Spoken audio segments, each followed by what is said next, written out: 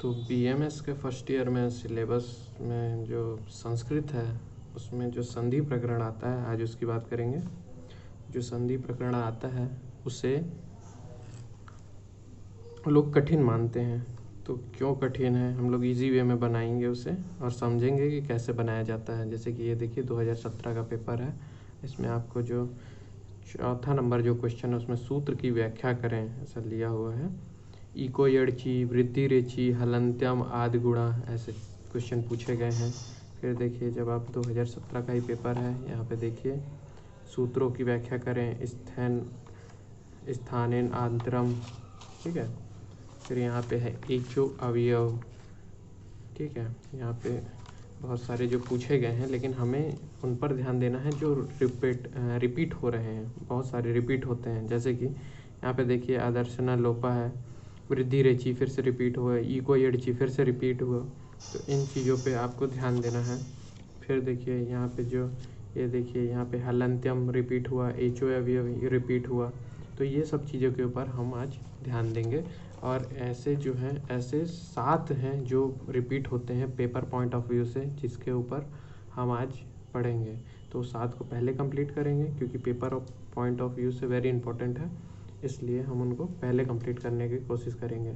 लेकिन जो संधि प्रकरण है उसमें हमें महेश्वर सूत्र की ज़रूरत पड़ती है। तो महेश्वर सूत्र, तो उसके लिए आपको ये चीज़ें, महेश्वर सूत्र, ठीक है। तो महेश्वर सूत्र की ज़रूरत पड़ती है, तो आप सभी ने याद किया ही होगा। तो महेश्वर सूत्र में क्या आता है, तो एक बार रिवाइज करते हैं।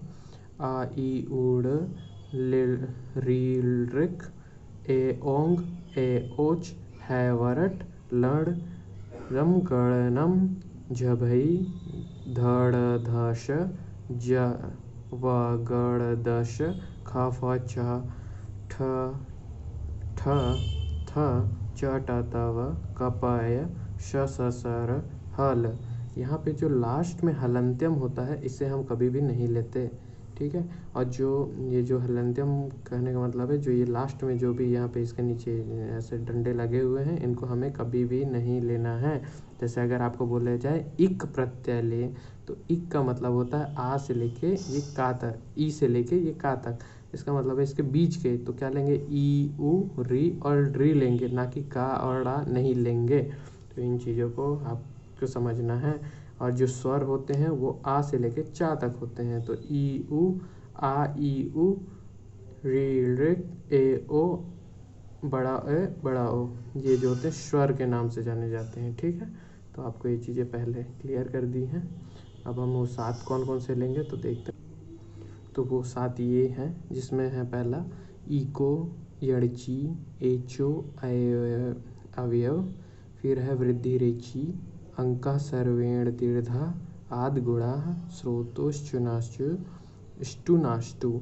ये जो 7 हैं ये रिपीट होते हैं बहुत ज़्यादा, क्योंकि सालों में, मतलब पिछले कई सालों में ये रिपीट हुए हैं। तो एग्ज़ाम पॉइंट ऑफ व्यू से हम इनको पहले कंप्लीट करेंगे और बहुत सरलता से सीखेंगे कि कैसे इनको बनाया जाता है।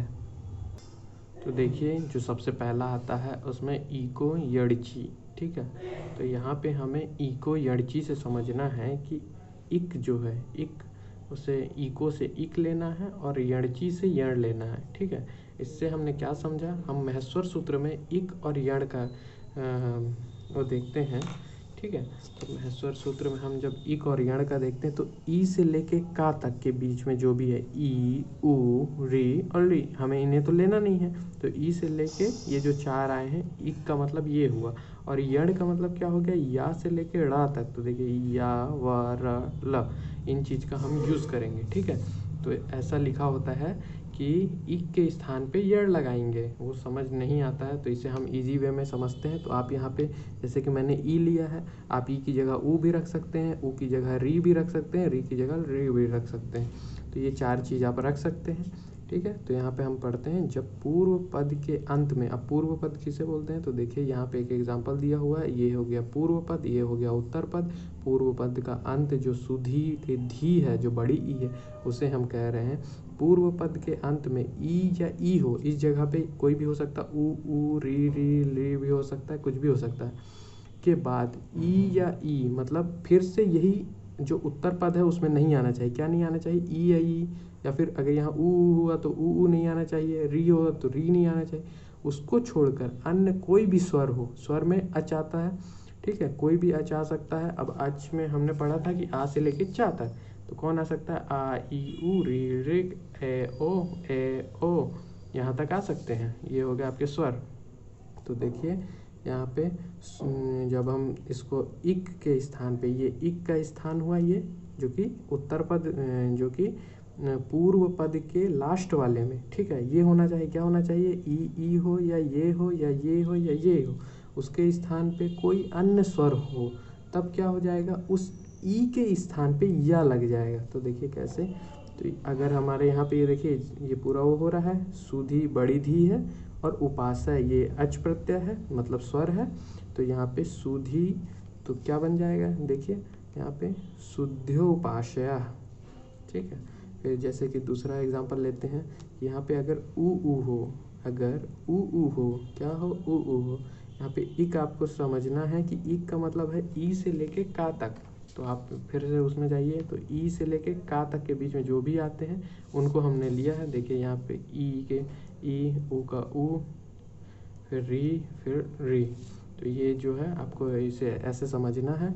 और उसके बाद यड़ को भी वहीं से हमने लिया है महेश्वर सूत्र से। उसके बाद आपको जो है या, ये ई की जगह में या, ऊ की जगह में वा, री की जगह में ये जो है आपको यूज़ करना है। तो देखिए हम इसका उदाहरण लेते हैं जब, तो उदाहरण के लिए जब आप देखेंगे तो मधु प्लस अरी, ये देखिए छोटा धू है, मतलब छोटा ऊ है, छोटा ऊ है या बड़ा ऊ हो, उसके लिए वाह का यूज़ करेंगे। और अरी, यहाँ पे आ का यूज़ करते हैं, अच प्रत्यय लगाया गया, मतलब स्वर यूज़ किया गया। तो मधु प्लस अरी, मधुअरी। फिर जो हमारा तीसरा एग्जाम्पल है घात, तो यहाँ पे घात प्लस अंश, ये देखिए यहाँ पे री का यूज़ किया गया है। तो यहाँ पे घात अंश, घातांश, घात्रांश, फिर री और आकृति, लाकृति। इस प्रकार आप जो है ई को, यड़ची को समझ सकते हैं, ठीक है।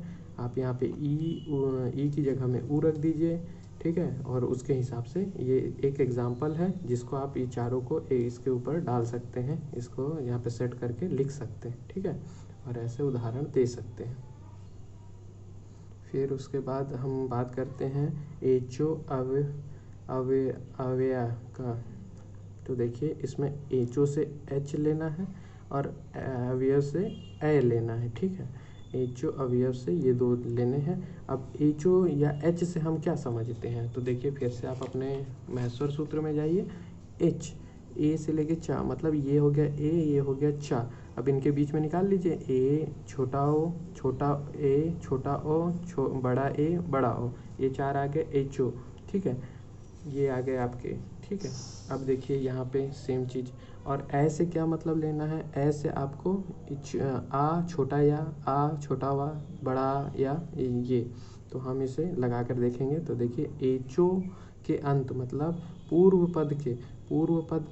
पद ये हो गया, उत्तर पद ये हो गया। तो पूर्व पद के अंत में क्या होना चाहिए? ए, ओ कुछ भी हो सकता है। तो यहाँ पे पूर्व पद के अंत में छोटा ए आ रहा है, देखिए। और उत्तर पद के आदि में, उत्तर पद का आदि मतलब पहले में क्या होना चाहिए? कोई भी स्वर होना चाहिए। अच, हमने अभी बताया आपको, आ से लेके चा तक में जो भी आ रहे हैं वो स्वर हैं।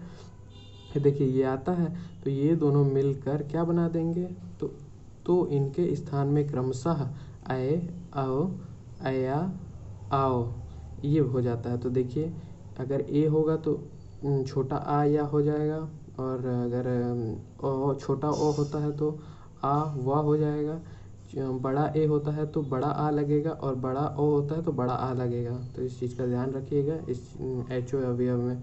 उदाहरण के लिए देखिए हरे, इसमें छोटा ए लगा है और ए आ रहा है, तो यहाँ पे क्या हो जाएगा? ए, तो यहाँ पे हरे, ठीक है।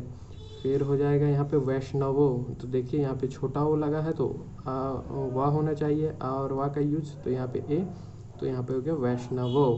देखिए इसके लास्ट में जो है, अंत में क्या बोला है हमने? अंत में ये होना चाहिए। और पूर्व पद में कोई भी अच, आ से लेके चा तक का कोई भी हो जाए, आ का कोई भी आ, बड़ा या जितने भी अच स्वर हैं वो हो सकते हैं, ठीक है। तो नय प्लस अक, नायक, प प्लस अक, पावकः, तो इस प्रकार इसको आप एचो अवयव को समझ सकते हैं। उसके बाद आता है तीसरे नंबर का वृद्धि रेचि। वृद्धि का मतलब जानते हैं किसी भी चीज़ की वृद्धि करना, वृद्धि का मतलब बढ़ाना। तो देखिए इसमें क्या होता है, इसमें भी सेम कंडीशन है। यदि पूर्व पद के अंत में आ या बड़ा आ और उत्तर पद के आदि में ए या बड़ा ए, छोटा ओ या बड़ा ओ हो तो क्या होता है, उसे वृद्धि हो जाती है। कैसे वृद्धि हो जाएगी, अगर ये छोटा ए हुआ तो ये बड़े ए में कन्वर्ट हो जाएगा, लेकिन बड़ा है तो वो बड़े में ही रहेगा। छोटा ओ हुआ तो बड़े ओ में कन्वर्ट हो जाएगा, लेकिन बड़ा ओ तो बड़े ओ में ही रहेगा। तो देखिए उदाहरण के लिए कैसे वृद्धि करते हैं, देव प्लस ऐश्वर्यम। अब हमें क्या करना है, पूर्व पद के अंत में आ या बड़ा आ हो, तो देख लीजिए इसमें छोटा आ है पूर्व पद के, ये पूर्व पद है, पूर्व पद के अंत में छोटा आ है। और जो उत्तर पद है उसके आदि, मतलब आदि का मतलब पहले क्या आना चाहिए, या ए आए या बड़ा ए आए या ओ आए या बड़ा ओ आए। तो देखिए ये छोटा ए है तो यहाँ पे क्या हो जाएगा, बड़े ए में कन्वर्ट हो जाएगा। तो क्या हो गया, दैव ऐश्वर्यम, दैवश्वर्यम।